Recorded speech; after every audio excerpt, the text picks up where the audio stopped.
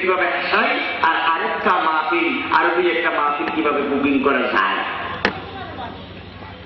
আপনারা আমার কথায় মনে হয় খুব দুঃখ পেয়েছেন নাকি? আমার একদিন মাহফিল ছিল না, আমি তো মোটামুটি সারা বাংলাদেশে সফর করি। এক জায়গায় বিশাল বড় একজন বক্তা আসলেন, আমি শুনতে গেলাম। আপনারা যেভাবে বসেছেন সেইভাবে আমি শ্রোতা হয়ে শুনলাম। এমন ভাবে তিনি লোকদেরকে হাসাবার জন্য বলতেছেন, লোকেরা হাসতে হাসতে একজন আরেকজনের উপরে পড়ছে। আরেক মালার সালামার সঙ্গে ছিলেন। আমি বললাম, কিরে বাবা, কোথায় আসলাম? সিনেমা হলের মতো যে অভিনয় শুরু হলো, আর লোকেরা যেভাবে হাসতেছে, আল্লাহ তো এভাবে হাসার জন্য বলে নাই, বলছেন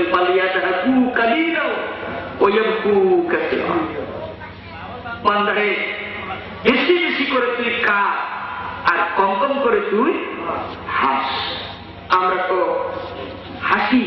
ওয়াজের মাহফিলকে যদি সিনেমা হলের মতো বানায় ফেলেন, এত অভিনয় আর এমন ভাবে হাসাবার জন্য কায়দা, তাহলে তো সম্পূর্ণভাবে ইসলামের শরীয়তের উল্টো হয়ে গেল। আল্লাহ তার থেকে আমরা সকলকে মাহফুজ করুন, বলুন আমিন। আজরাইল জিবরিল বলেন, ও মিকাইল, জীবনে হাসো না কেন?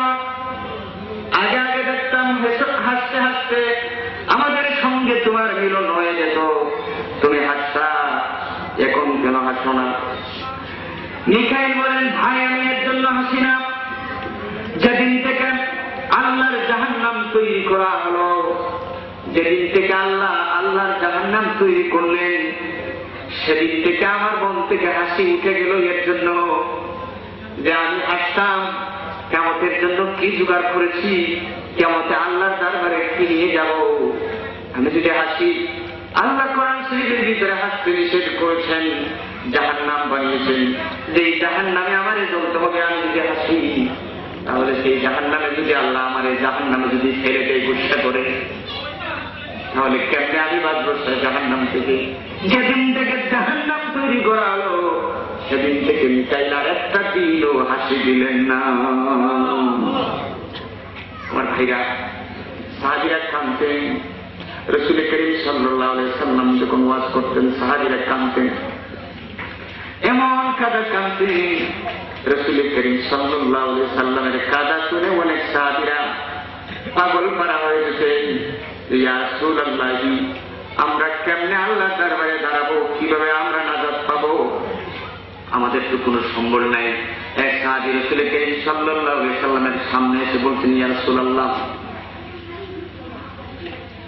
হযরত আনাস রাদিয়াল্লাহু তাআলা আনহু থেকে আরেকটা হাদিস, রাসূলুল্লাহর দরবারে এসে বলছেন, এক সাহাবী, আন্না রাসূলান, ইয়া রাসূলুল্লাহ, ইয়া রাসূলুল্লাহ, মাতাসাতু, কিয়ামত আল্লাহ পাক কবে করবেন? ক্বালা রাসূলুল্লাহ সাল্লাল্লাহু আলাইহি ওয়াসাল্লাম, রাসূলুল্লাহ বললেন, ওয়াইলাকা, তুমি ধ্বংস হয়ে যাও। মা দাতালাহা, কিয়ামতের জন্য তুমি কি জোগাড় করেছো? কিয়ামতের ময়দানে যখন উঠবা, হাসরের ময়দানে যখন তোমার হাজির করা হবে, সেই হাসরের ময়দানে উঠার পরে আল্লাহর দরবারে জবাবদিহি করতে হবে। ইউহাসিবু হিসাবান ইয়াসীরা ওয়া ইয়ানকালিবু ইলা আহলিহি মাসরুরা। আমলনামা যাদের ডান হাতে দেওয়া হবে, এরা খুশি হবে, আর যাদের বাম হাতে আমলনামা দেওয়া হবে, এইভাবে দেওয়া হবে না ভাই। বুকটাকে ছিদ্র করে, হাতটাকে পিছনের দিকে বের করে আমলনামা দেওয়া হবে। আমলনামা পাওয়ার সঙ্গে সঙ্গে লোকটা বুঝবে, আমি জাহান্নাম ছাড়া আর কিছু পাইব না। জাহান্নাম ছাড়া আমার ভাগ্যে আর কিছু নাই।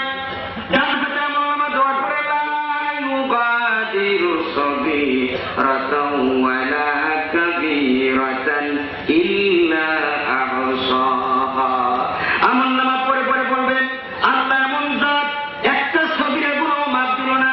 ওমান ইয়ামাল মিসকালা যাররাতিন খায়রান ইয়ারা ওমান ইয়ামাল মিসকালা যাররাতিন শাররান ইয়ারা।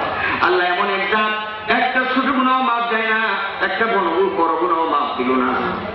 সেই গুনাহ একটাও মাফ পাইলাম না। ছোটটা তো মাফ দেবে না, দেবে না, বড়টা তো লিখে আসতে আসবে। আল্লাহ নবী শান বললেন, ইয়া রাসূলুল্লাহ, কিয়ামত কবে হবে? আল্লাহ নবী বললেন, কিয়ামত কিয়ামতের জন্য কি জোগাড় করেছ? সাহাবী জবাব দিলেন, ইয়া রাসূলুল্লাহ, কিয়ামতের জন্য জোগাড় কিছু করতে পারি নাই। উহিব্বুল্লাহ ওয়া রাসূলুহু মা আদাতু লাহা ইল্লা উহিব্বুল্লাহ ওয়া রাসূলুহু ইয়া রাসূলুল্লাহ, কিয়ামতের ময়দানে জোগাড় করার জন্য কিছু আমার কাছে নাই।